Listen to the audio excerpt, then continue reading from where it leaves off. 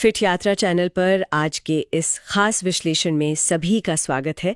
आज हम एक बहुत ही दिलचस्प विषय पर बात करने वाले हैं। मैं आपकी होस्ट हूं और आज हम समझने वाले हैं कि क्या इंसान सच में 150 साल तक जी सकता है, क्योंकि नेचर कम्युनिकेशंस की एक रिसर्च ठीक यही दावा कर रही है। हाँ, और मैं आज के इस डीप डाइव में विशेषज्ञ के तौर पर आपके साथ हूँ।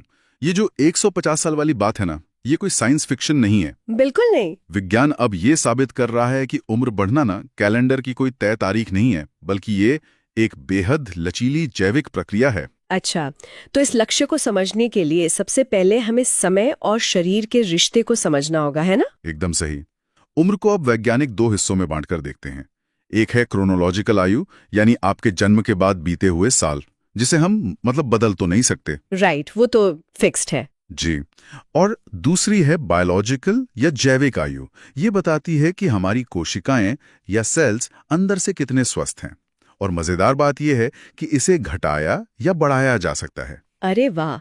इसे अगर मैं एक आम रोजमर्रा के उदाहरण से समझाऊं तो क्रोनोलॉजिकल आयु किसी गाड़ी का मॉडल ईयर है।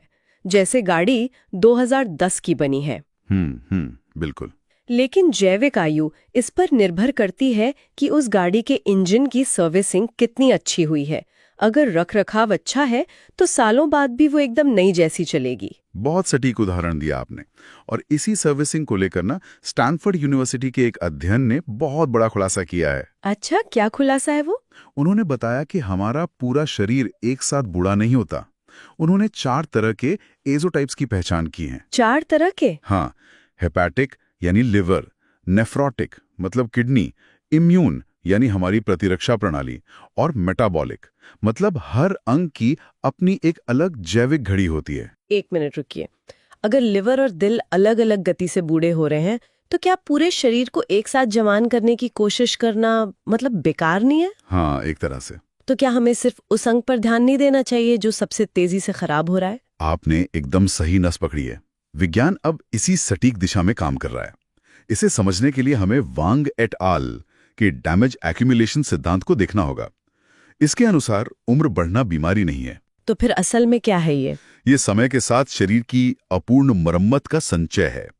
देखिए, हमारे क्रोमोसोम के सिरों पर टेलोमियर्स होते हैं।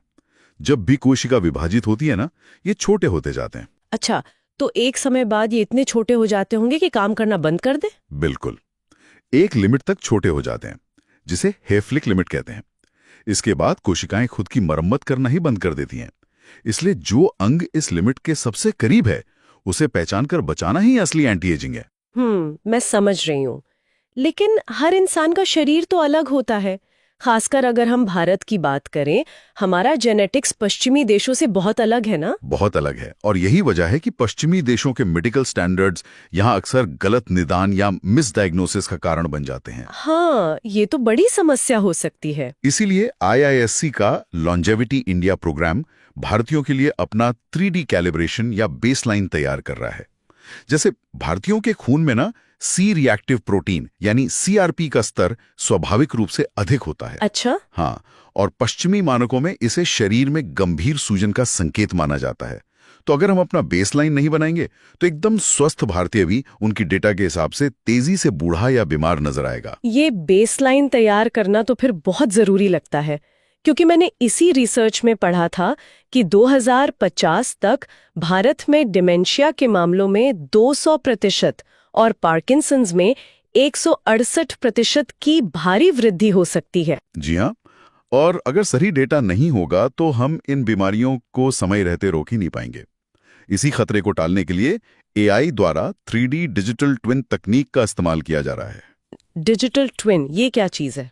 ये व्यक्ति के शरीर का एक वर्चुअल कंप्यूटर मॉडल है जो हर अंग की उम्र और कमजोरियों का एकदम सटीक हिसाब रखता है। और ये ट्विन बताता है कि एंटी एजिंग टूल किट का कब इस्तेमाल करना है। तो इस टूल किट में क्या क्या होता है?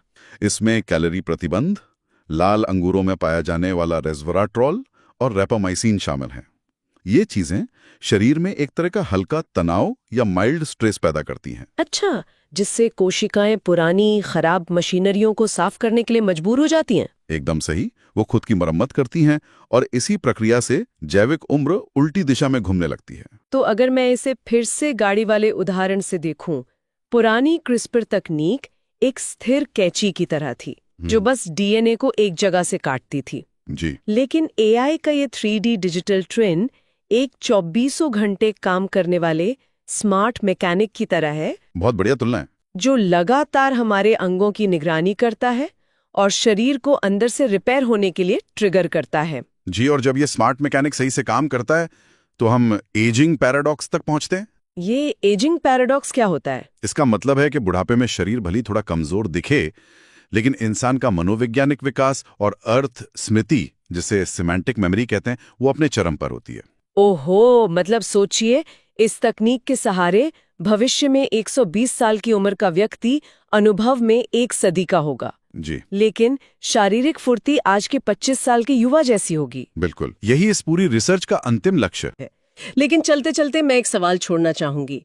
अगर मेडिकल साइंस और एआई मिलकर सच में इंसान को 150 साल का स्वस्थ जीवन दे दे, तो क्या हमारा वर्तमान सामाजिक ढांचा, रिटायरमेंट की उम्र और मौजूदा शिक्षा प्रणाली इतनी लंबी जिंदगी को संभालने के लिए तैयार है? इस पर जरूर सोचिएगा।